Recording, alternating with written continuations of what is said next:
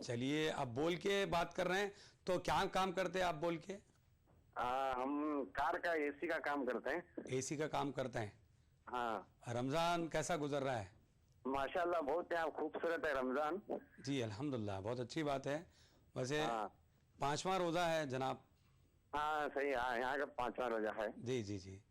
तो हुबली में किस तरह का माहौल होता है माह हुबली रमज़ान में में? बहुत खूबसूरत माहौल होता है। यहाँ पर बाजार इधर बहुत अच्छे लगते हैं। बाज़ार बहुत अच्छे लगते हैं। हाँ, तो बाज़ार कब ओपन होता है? यहाँ पर 15वें रोजे से बहुत अच्छा बाजार में रौनक रहती है। 15 रमज़ान के बाद। हाँ और जाहिर सी बात है मेरे दोस्त, क्योंकि ईद जैसे जैसे करीब आती है तो तमाम शॉपिंग सेंटर्स वगैरह में बहुत ज़्यादा भीड़ भाड़ होती है। जी हाँ, बहुत बहुत शुक्रिया, थैंक यू वेरी मच। बहरहाल दोस्तों, आपसे बात करते हुए और सुफियाना कलाम सुनते हुए वक्त का अंदाज़ा ही नहीं हुआ। तो बहरहाल आज की मुलाकात यहीं पर हम ख़त्म करते हैं, इस वादे के साथ, इस यकीन के साथ कल इसी प्रोग्राम में आपसे और हमारी मुलाकात होगी। तब तक के आपके अपने दोस्त के भी जाने को इजाज़त दीजिए। खुदा हाफिज़।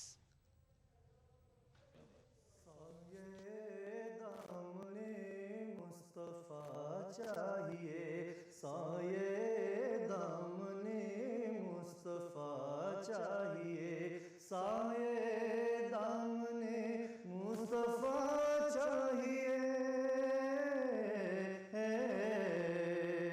साये दामने मुस्तफ़ा चाहिए। ये जो मिल जाए तो और क्या चाहिए, ये जो मिल जाए तो और क्या चाहिए, साये दामने मुस्तफ़ा चाहिए। हर तरह रब्ते शाहे हुदा चाहिए,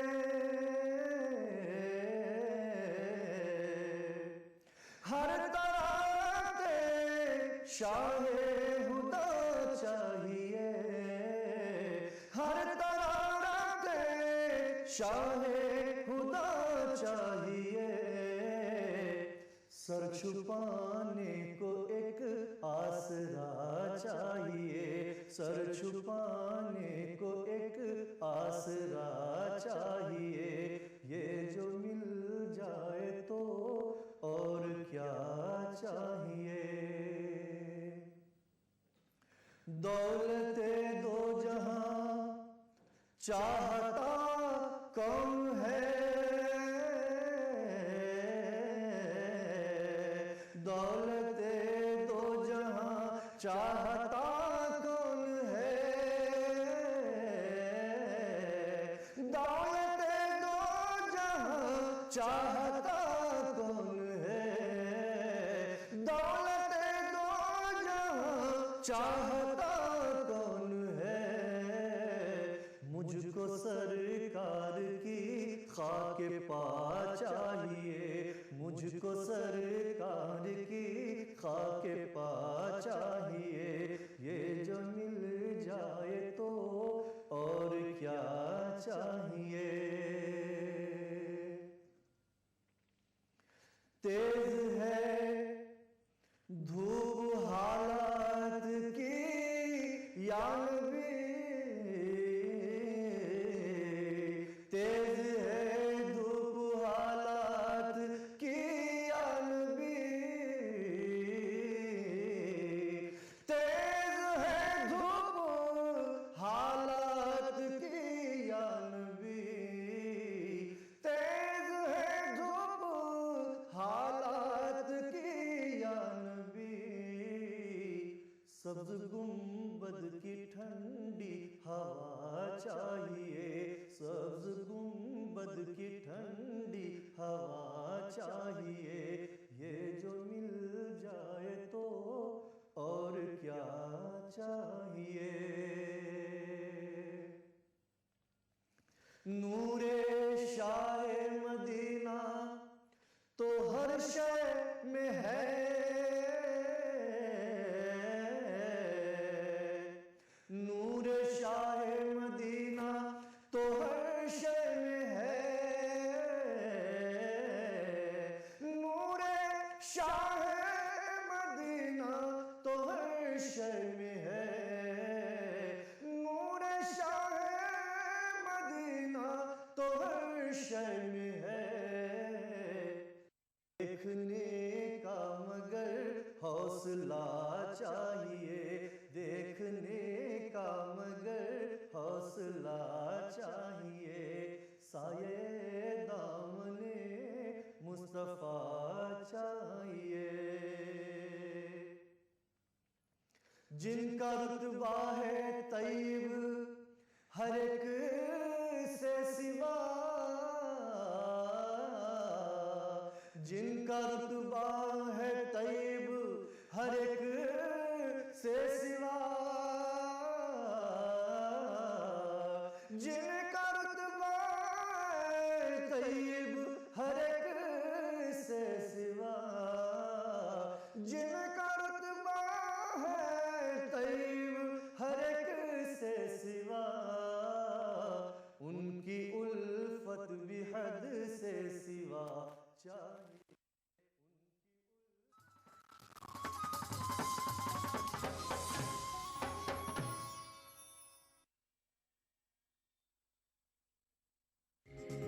ईटीवी उर्दू पर अगला प्रोग्राम। इस प्रोग्राम को पेश करने में ताउन कर रहे हैं Shri ultra red oxide, Bharat का एकमात्र जंग रोधक सीमेंट।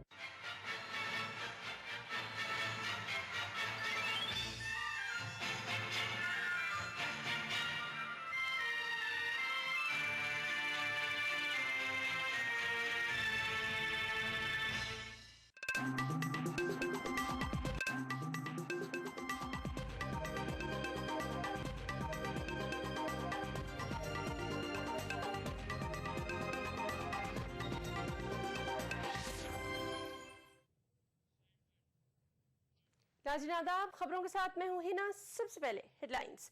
नरेंद्र मोदी और कांग्रेस में ज़बानी जंग, मोदी का कांग्रेस के सेकुलरिज्म पर हमला, कांग्रेस ने भी किया पलटवार।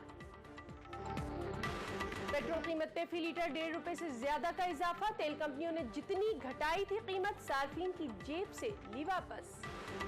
उत्तराखंड में तबाही का 1 माह पूरा होने के करीब, लापता अफराद को महलूकीन की फहरिस्त में किया जाएगा शामिल।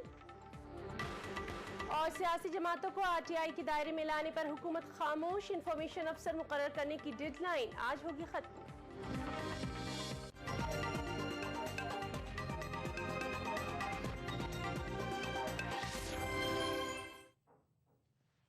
गुजरात के वज़ीर आला नरेंद्र मोदी और कांग्रेस के बीच ज़बानी जंग तेज होती जा रही है। मोदी ने कांग्रेस पर हमला करते हुए कहा है कि जब भी वो बहरान में होती है तो वो सेकुलरिज्म का बुर्का ओढ़ लेती है। कांग्रेस ने कहा है कि सेकुलरिज्म का बुर्का फिरक़ेवारियत से कहीं बेहतर है। पुणे में बीजेपी इजलास से खिताब करते हुए नरेंद्र मोदी ने कांग्रेस और मरकजी हुकूमत पर जमकर हमला किया।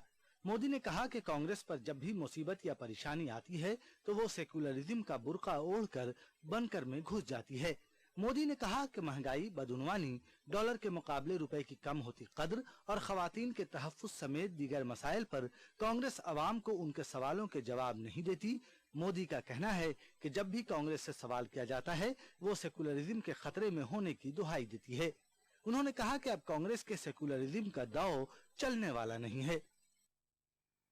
कांग्रेस पार्टी जब जब संकट में आती है, भ्रष्टाचार के संकट में आई हो, महंगाई के सवालों का जवाब देने का संकट पैदा हुआ हो, सुप्रीम कोर्ट से डंडा चला हो, मंत्रियों को जेल जाने की नौबत आई हो, निर्दोष बच्चियों पर बलात्कार हो रहे हो, असुरक्षा का माहौल हो, जब जब कांग्रेस संकट में आती है तो वो समझती है क्या करती है, देश की जनता को जवाब नहीं देते हैं, देश के सवालों के जवाब नहीं देते हैं, देश की जनता तक सच्चाई पहुंचाने के इरादे नहीं रखते हैं। जैसे ही कोई संकट आ जाता है तो वे सेक्युलरिज्म का बुर्का पहन लेते हैं और सेक्युलरिज्म का कांग्रेस ने नरेंद्र मोदी के हमले का जवाब दिया है। Party general secretary Shakeel Ahmed ने ट्विटर पर अपने रिमार्क में कहा है कि कांग्रेस के सेकुलरिज्म का लेबादा बीजेपी की फिरकावारियत से बेहतर है।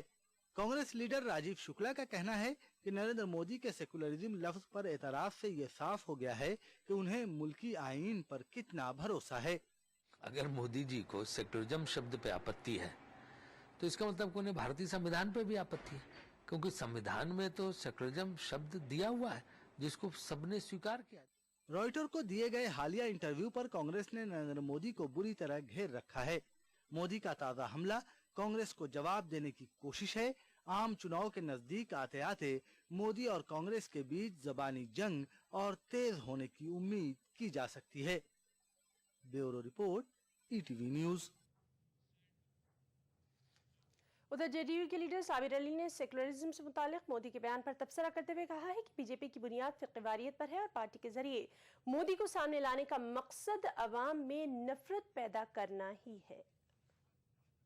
बीजेपी की बुनियाद इसी बेस पर खड़ी हुई, जो उसकी घर तामीर हुई है, वो ऐसे लोग एक एक करके वो निकालती है। और इस बार नरेंद्र मोदी को पेश करने का और सामने लाने का और कैंडिडेट बनाने का, प्रचार समिति का अध्यक्ष बनाने का सिर्फ और सिर्फ एक ही मकसद था, सांप्रदायिकता, कट्टरवाद। ऐसे बात करो कि ये देश दो भागों में बढ़ जाए, लेकिन ये देश के लोग एक साल से नहीं, हजारों साल से एक साथ एक ही घर में पैदा होते हैं, अगल बगल में पड़ोसी रहते हैं, एक ही भाषा बोलते हैं, चाहे वो किसी धर्म के, बहुधर्मीय के लोग हैं, यहाँ बंटने वाले नहीं हुए। और ऐसे लोगों को एक कार देश उनको इस बार उनके जगह पे जहां से आए वहीं पहुंचा देगी।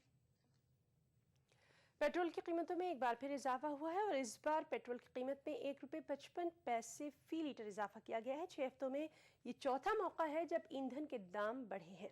इजाफी कीमत रात देर गए से नाफिज हो गई है। पेट्रोल की कीमत में इस इजाफे में वैट और सेल टैक्स शामिल नहीं है। 1 जून से लेकर अब तक 4 बार पेट्रोल की कीमतों में इजाफा किया जा चुका है। नई कीमत के नाफिज होने से दिल्ली में अब पेट्रोल ₹68.58 की जगह ₹70.44 में मिलेगा। आम लोगों का इस इजाफे पर बरहम होना लाजमी है। बेवकूफ बनाते सारे, बराबर बुरा बना दो, कट्टे हटा दो साले को, तमाशा का जब चाहता है इतना। आम आदमी मरना है, आम आदमी तो मरना है, लोगों को थोड़ी ना मरना है। कहते तो बहुत आती है, तो हर दूसरे दिन बढ़ जाते हैं, कोई नई बात नहीं लगती। अब यही है, आप पैदल चलिए, सेहत भी बढ़ेगी और जेब भी बढ़ेगी।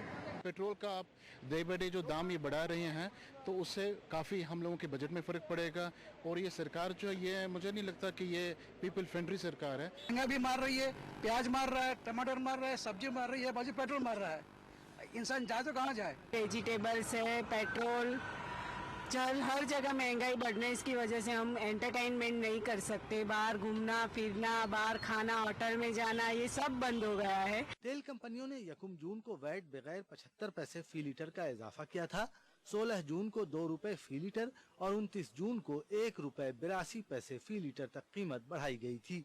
इस तरह इस बरस के शुरू में पेट्रोल की कीमत में जितनी कमी की गई थी उसे 6 हफ्तों में लोगों की जेब से वापस ले लिया गया।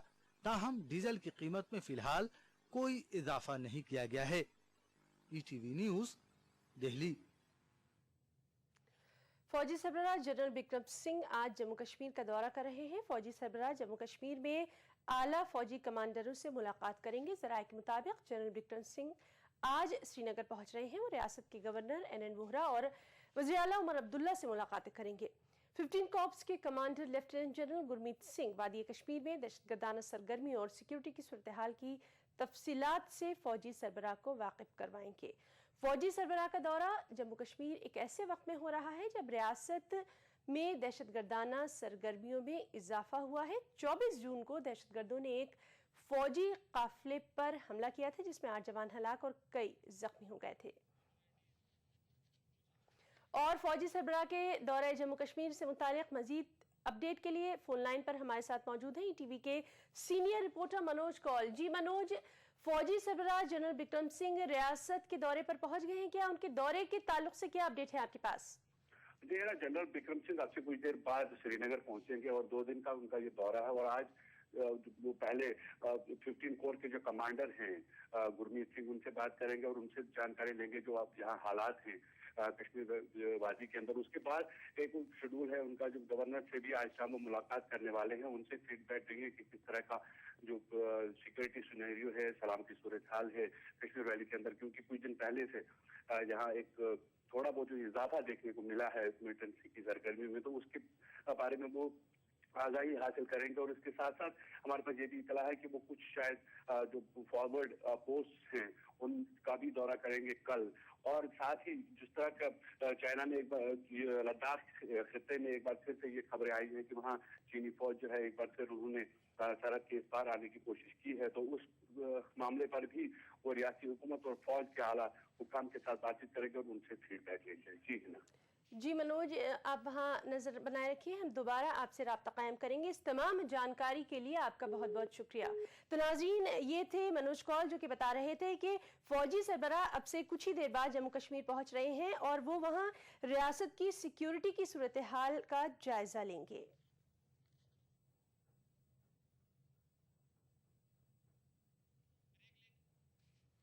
खबरों का सिलसिला जारी रहेगा वक्त ब्रेक का। क्यों लंदन वाले मामू जान, आपको हमारा जयपुर शहर कैसा लगा? 4 सालों में तो जयपुर की रंगत ही बदल गई। लंदन में तो मैं सोचा करता था कि तुम जयपुर की खामखा तारीफ करती हो, वही अब तो तुम्हारा जयपुर मेट्रो सिटी बनता जा रहा है। चौड़ी सड़कें, फ्लाईओवर्स, अंडरपास और लो फ्लोर बसें, world class signages, foot overbridge, railway overbridge और चौराहों पर अंडरपास, और भाई खूबसूरत घाट की घूनी सुरंग के बारे में तो मैंने ख्वाब में भी नहीं सोचा था। और हाँ, रामनिवास बाग की जमींदोज पार्किंग, ये तो शायद मुल्क की चुनिंदा पार्किंग में से एक होगी। सब कुछ उम्दा, काबिले तारीफ, अजमत की शान शौकत भी निखरी है। खोले के हनुमान जी का मंदिर, पुरानी तारीख के दरवाजे, चौराहे और भी खूबसूरत हो गए हैं। Garden theatre, Smritivan, central park, music fountain को देखकर तो भाई मजा आ गया। अरे मामा जी, अगली दफा जब आप जयपुर आएंगे तो आपको metro rail, ring road, Jaipur international centre जैसी और भी बेहतरीन चीजें देखने को मिलेंगी। जयपुर हमारी शान है, इसके शान शौकत की हिफाजत करें।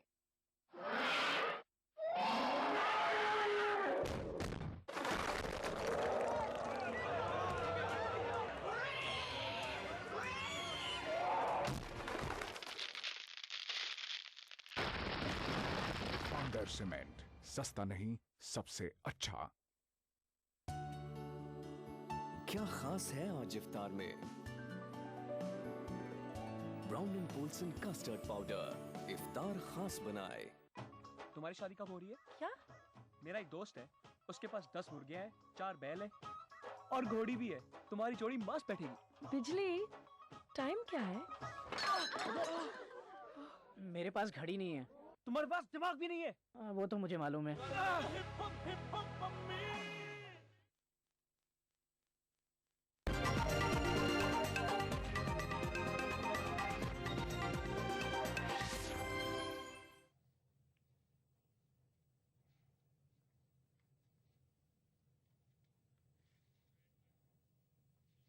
ब्रेक के बाद एक बार फिर आपका इस्तकबाल करते हैं। मगरबी बंगाल में पंचायत चुनाव के दूसरे मरहले के तहत आज वोट डाले जा रहे हैं। आज 3 अजला, हुगली, मशरक़ी मिदनापुर और बर्दवान में वोटिंग है। ताज़ा जानकारी के मुताबिक बर्दवान जिले में पोलिंग के दौरान तशद्दुद की भी खबरें मिली हैं। CPM उम्मीदवार मुनव्वरा देवी के शौहर को कत्ल कर दिया गया है। इसके अलावा माधवडंगा गांव में बम धमाके में एक शख्स की मौत हुई है। उधर एक और CPI उम्मीदवार सिद्धार्थ बैनर्जी के साथ भी मारपीट की खबरें आ रही हैं। CPI के रुकन पार्लिमान बंशा गोपाल चौधरी ने तशद्दुद के लिए TMC यानी तृणमूल को मोर्द इल्जाम ठहराया है। चौधरी के मुताबिक TMC कारकुनों ने 3 पोलिंग बूथ्स पर कब्जा करने की कोशिश की है।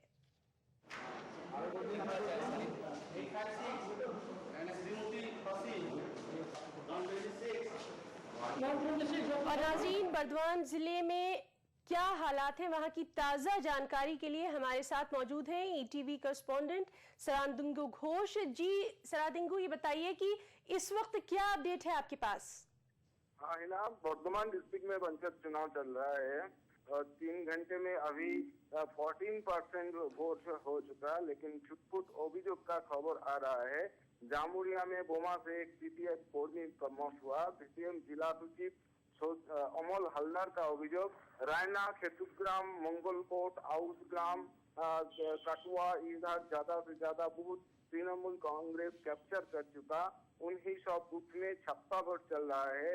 केंद्रीय वाहिनी है लेकिन जिला की शिल्पांचल में 15 वाहिनी और किसी अंचल में 43 वाहिनी केंद्रीय वाहिनी है, लेकिन वो वाहिनी को कामकाज में नहीं लगा रहा का अभियोग है। जी ये बताइए कि कहीं से वायलेंस की भी कुछ न्यूज है क्या?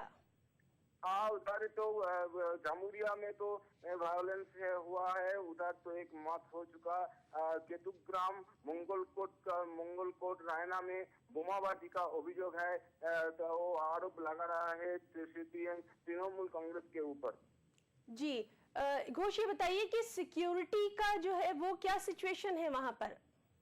सिक्योरिटी का सिचुएशन इधर ही जी ये क्या है, जिला की शिल्पांचल में और आसनसोल दुर्गापुर जो इंडस्ट्रियल बेल्ट है उधर 15 वाहिनी केंद्रीय वाहिनी है और किसी अंचल में वर्धमान काटुआ और कलना सब डिवीजन में 43 वाहिनी केंद्रीय वाहिनी है, किंतु बूथ उसका ज्यादा है। उसका वाहिनी का जो वाहिनी है उसके बूथ ज्यादा है, इसीलिए केंद्रीय वाहिनी सब बूथ में मौजूद नहीं है।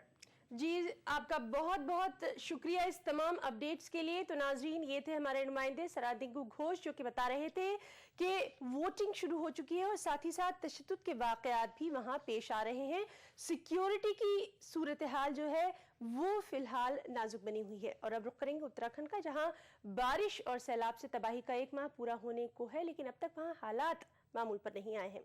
हजारों अफराद अब भी लापता हैं। रियासती हुकूमत ऐलान कर चुकी है कि 15 जुलाई तक जिन लापता अफराद की कोई जानकारी नहीं मिलेगी उन्हें महलवकीन की फहरिस्त में शामिल कर दिया जाएगा। उत्तराखंड में 17 जून को जो तबाही हुई थी, रियासत के आवाम उसके खौफनाक असरात में मुब्तला हैं। तबाही का मरकज रहे केदारनाथ में अभी तक मलबा साफ करने का काम भी शुरू नहीं हो सका है। वहां सैकड़ों लाशें दबी होने का अंदेशा है। लगातार हो रही बारिश मलबे की सफाई की राह में हायल है। इसके अलावा सड़कें टूटी होने के सबब सैकड़ों गांव रियासत के बकिया हिस्सों से कटे हुए हैं और वहां राहत और मदद पहुंचाना मुश्किल बना हुआ है। मौसम खराब होने का अनुमान है। वहां पर 6 जगहों पर national disaster response force NDRF के लोग पहले से तैनात हैं, ताकि अगर कोई ऐसी बात हो जाती है जो मतलब दिक्कतें आती हैं तो वो हम वहीं पर लोकली अवेलेबल होंगे और लोगों की मदद के लिए वो तैयार रहेंगे। कुदरती कहर के दौरान लापता हुए अफराद की तलाश में लोग अब भी दर दर भटक रहे हैं। लोग अपनों की तलाश में देहरादून, हरिद्वार, ऋषिकेश और श्रीनगर के अस्पतालों, धर्मशालाओं और आश्रमों के चक्कर लगा रहे हैं। हुकूमत का दावा है कि तकरीबन 3,500 अफराद लापता हैं, लेकिन दीगर जराए इससे कहीं ज्यादा के लापता होने की बात कह रहे हैं। रियासती हुकूमत ने लापता अफराद की जानकारी मिलने के ताल्लुक से जो आखिरी तारीख मुकर्रर की है वो आज खत्म हो रही है। वज़ीर आला विजय बहुगुणा ऐलान कर चुके हैं कि 15 जुलाई तक जिन लापता अफराद के जिंदा होने की कोई जानकारी नहीं मिलेगी उन्हें हलाकशुदा करार देकर उनके रिश्तेदारों को मुआवजा देने का काम शुरू कर दिया जाएगा। ETV news Dehradun. उधर उत्तर प्रदेश में शाहजहांपुर में रामगंगा नदी में आई तुगयानी से जलालाबाद तहसील के 1 दर्जन से ज्यादा देहात ज़ेर-आब आ गए हैं। फसलें तबाह हो गई हैं और जानवरों की जिंदगी को भी खतरा लाहक हो गया है। वहीं मकामी लोग नकले मकानी करने पर मजबूर हो रहे हैं और अपने घर बार छोड़कर महफूज मकामात तक पहुंचने वाले अफराद का कोई पुरसाने हाल तक नहीं है। मुतासर लोगों की शिकायत है कि मदद के नाम पर उनके साथ मजाक किया जा रहा है।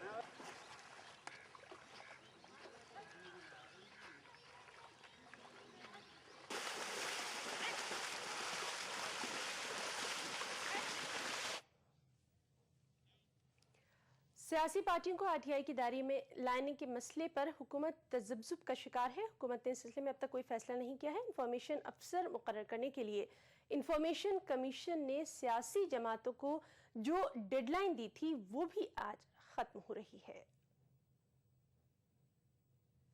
RTI एक्ट को नाफिज करने की जिम्मेदारी निभाने वाले महकमे पर्सनल एंड ट्रेनिंग DOPT के हुक्काम के मुताबिक हुकूमत सियासी पार्टियों को इस कानून से बाहर रखने के लिए ऑर्डिनेंस लाने में ज्यादा दिलचस्पी नहीं रखती है। बताया जाता है कि वज़ीर-ए-आज़म की क़यादत वाला DOPT इसके लिए सिविल सोसाइटी से सलाह मशवरा कर सकता है। इसके बाद ही ऑर्डिनेंस लाने पर कोई फैसला किया जाएगा। RTI एक्ट में तरमीम को लेकर वजारत कानून ने पहले ही अपनी रजामंदी दे दी है।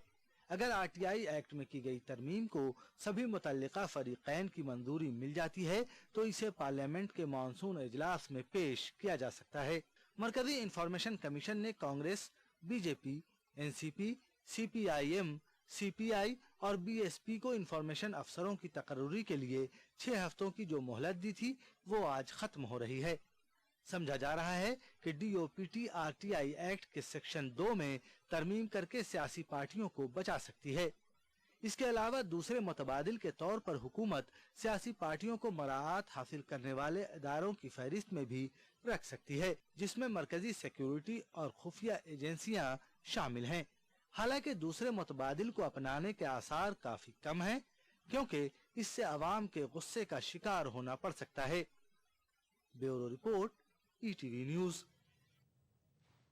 खबरें अभी और भी हैं, वक्त एक ब्रेक का।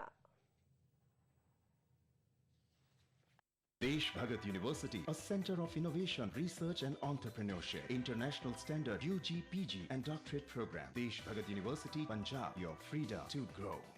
शहरी समस्याओं के निराकरण की दशा में प्रशासन शहरों के संग महाअभियान के तहत 3 लाख से अधिक प्रकरणों के निराकरण के साथ ही राज्य सरकार का कृषि भूमि के अकृषि परियोजनार्थ उपयोग व रूपांतरण की प्रक्रिया के सरलीकरण हेतु ऐतिहासिक निर्णय। राजस्थान भू राजस्व अधिनियम में नई धारा 90A के तहत भूमि के कृषि से अकृषि प्रायोजन हेतु अनुमति एवं उसके उपरांत भूमि आवंटन हेतु एक बारगी आवेदन करना ही पर्याप्त।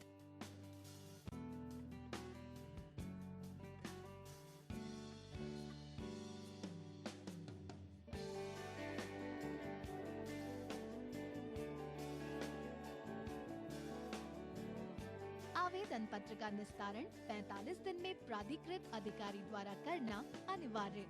ऐसा न होने की दिशा में 3 दिन में उच्चतर अधिकारी को मय कारण के पत्रावली अग्रेषित करने के निर्देश। अब होंगे निस्तारित, नियमितीकरण एवं आवंटन के प्रकरण निश्चित समय में। नगरीय विकास, आवासन एवं स्वायत्त शासन विभाग द्वारा जनहित में प्रसारित। कभी छोटी सी शरारत बन जाए आफत और जिंदगी is good. TT Innovair, TT is good।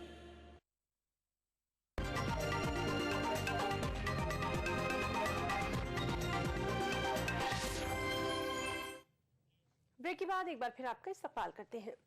BSP सरबराह Mayawati ने जात और मजहब की बुनियाद पर की जाने वाली रैलियों का दिफा किया है। मायावती का कहना है कि BSP की इस तरह की रैलियों का मकसद माशरे में उख़्वत और भाईचारे को फरोग देना है। लखनऊ में मीडिया से खिताब करते हुए मायावती ने RSS VHP पर पाबंदी और यूपी में सदर राज नाफिज करने का भी मुतालबा किया। यूपी की साबिक वज़ीर आला मायावती का कहना है कि BSP समाज के तमाम तबकात में मसावात व बराबरी की ख्वाह है। BSP सरबराह का ये भी कहना है कि जात व मजहब की बुनियाद पर मुनक्किद की जाने वाली BSP की रैलियों का मकसद समाज को जोड़ना है। काबिल गौर बात है कि इलाहाबाद हाई कोर्ट की लखनऊ बेंच ने सियासी जमातों को जात व मजहब की बुनियाद पर रैलियां न करने की हिदायत दी है। लखनऊ में प्रेस कॉन्फ्रेंस करते हुए मायावती ने अपनी पार्टी की जानिब से जात व मजहब की बुनियाद पर की जाने वाली रैलियों का दिफा किया।